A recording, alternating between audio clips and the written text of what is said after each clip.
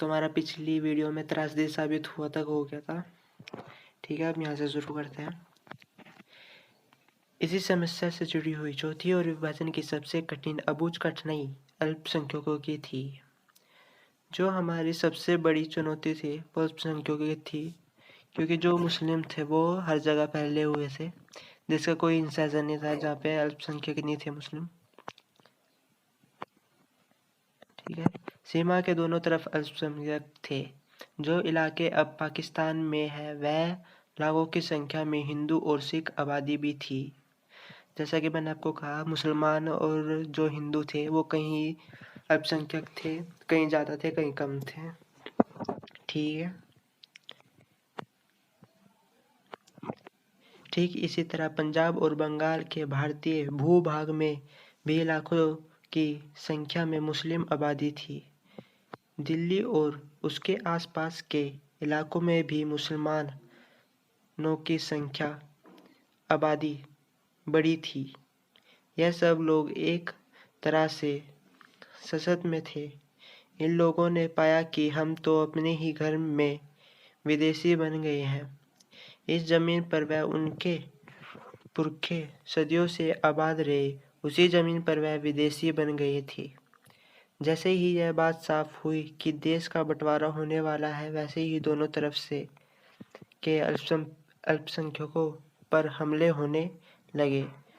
कोई इस बात का अनुमान नहीं लगा सकता था कि समस्या विकट रूप धारण करने जा रही है। इस कठिनाई से उभरने के लिए किसी के पास कोई योजना भी नहीं थी। शुरू में लोग बाग और नेता यही मानकर चल रहे थे कि हिंसा की घटना अस्थायी है और जल्दी ही इनको काबू में कर लिया जाएगा, लेकिन बड़ी हिंसा नियंत्रण से बाहर हो गई। दोनों तरफ के अल्पसंख्यकों के पास एकमात्र रास्ता यही बचा था कि वह अपने अपने घरों को छोड़ दे। कई बार तो उन्हें ऐसा चंद घंटों की मोहलत के भीतर करना पड़ा। देखिए, जो अल्पसंख्यक थे उन्हें देश को छोड़ना पड़ा। जो का पाकिस्तान है वहाँ पे काफ़ी सारे हिंदू थे, आज का भारत है वहाँ भी काफ़ी सारे हिंदू थे। तो जहाँ भी हमारे हिंदू भाइयों पर हमले हुए, ठीक है, ऐसे मुसलमान जो है उसके जवाब में उनको काटा गया, वहाँ पे हिंदू कटे। ठीक है, ऐसे ही हुआ। और सबसे बड़ी बात तो ये कि कुछ घंटों के भीतर ही देश को खाली करने का मोहलत देनी पड़ी सरकार को, अल्पसंख्यकों को। विभाजन के परिणाम, ठीक है, ये भी इम्पोर्टेंट है। सन 1947 में बड़े पैमाने पर एक जगह की आबादी दूसरी जगह जाने को मजबूर थी। आबादी का यह स्थानांतरण असीम, अनियोजित और त्रासदी से भरा था। मानव इतिहास के अब तक ज्ञात सबसे बड़े स्थानांतरणों में से एक था। धर्म के नाम पर एक समुदाय के लोग दूसरे समुदाय के लोगों को बेरहमी से मारा।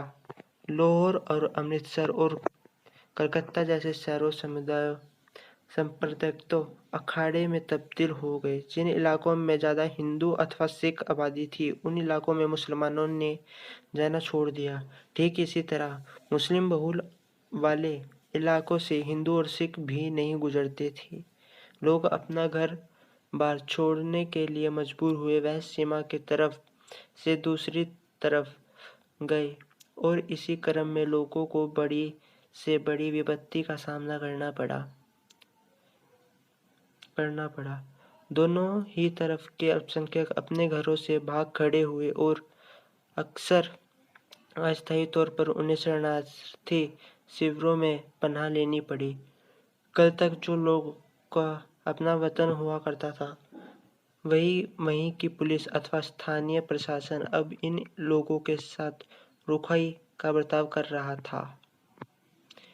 देखो, जैसा कि मैंने आपको बताया, मुसलमानों ने हिंदुओं को काटा, हिंदुओं ने मुसलमानों को काटा।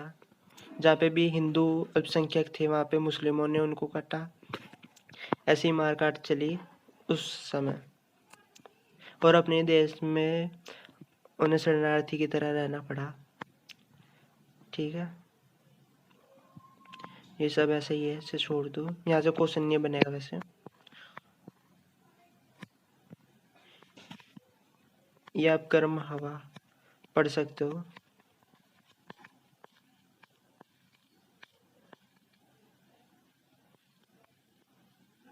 इन संघर्षों के साथ प्रतिस्पर्धा राजनीति हित जुड़े थे। मुस्लिम लीग का गठन मुख्य रूप से औपनिवेशिक भारत में मुसलमानों के हितों की रक्षा के लिए हुआ था। मुस्लिम लीग मुसलमानों के लिए अलग राष्ट्र की मांग करने एतबार में अग्रणित थी। ठीक इसी तरह कुछ और संगठन भी थे जो भारत को हिंदू राष्ट्र बनाने के लिए हिंदुओं को लामबंद करने की कोशिश में थे। लामबंद का मतलब अपनी तरफ इकट्ठा करना या एकजुट करना है। ठीक है, कोशिश में लगे थे।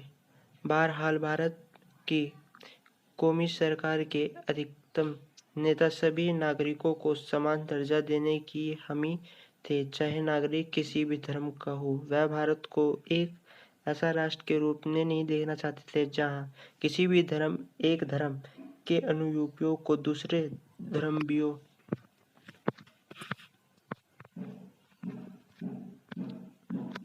के ऊपर वरीयता दी जाए अथवा किसी एक धर्म के विश्वासियों के मुकाबले बाकियों को हीन समझा जाता है हो।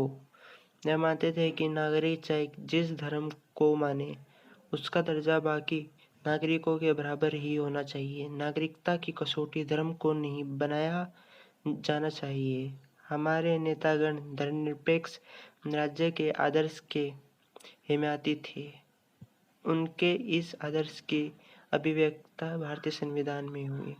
देखिए, जो हमारे नेता लोग थे वो एक धर्मनिरपेक्ष देश बनाना चाहते थे, पर ऐसा नहीं हो पाया क्योंकि सब नेताओं की जो सोच थी वो अलग थी। कोई हिंदू राष्ट्र बनाना चाहता था, कोई मुस्लिम राष्ट्र, इसलिए हमारे देश का विखंडन हुआ। ठीक है, यहाँ से भी इम्पोर्टेंट क्वेश्चन बन जाते हैं।